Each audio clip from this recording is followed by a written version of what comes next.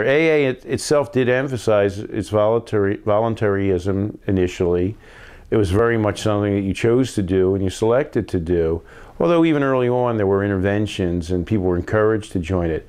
AA, and this is something most people don't recognize, is a largely coercive institution now, in the sense that the majority of people who end up in AA are forced to go there. They're forced to go there, in most cases directly forced to go there by courts, for DUIs, in family courts, in a variety of legal settings, but also corporate and organizational settings. Social welfare agencies force people to go to AA or 12-step organizations.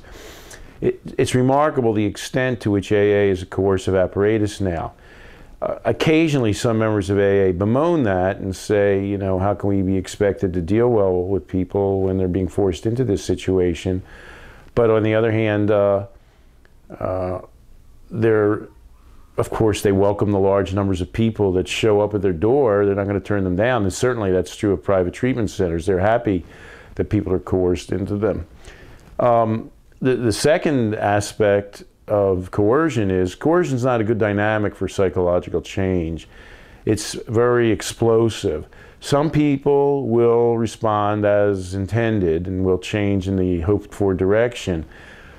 Most will not. They'll drag their feet, and some will have an intense antipathy and have an extreme opposite reaction.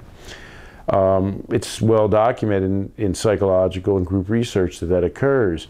In fact, there's a whole set of techniques which now have the name motivational interviewing, which rely on involving people in selecting for themselves their own treatment direction and goals and methods. And it's a far superior way for dealing with the large majority of people because it leverages people's own feelings and beliefs and values into a motivation for them to change. And since even under the most stringent treatment circumstances, you don't have people under your control for that long, maybe get them into a hospital for 30 days or 60 days or 90 days, you are relying on people to make decisions and carry out their life on their own. You need to enlist their own motivation, and that's the only thing that makes sense.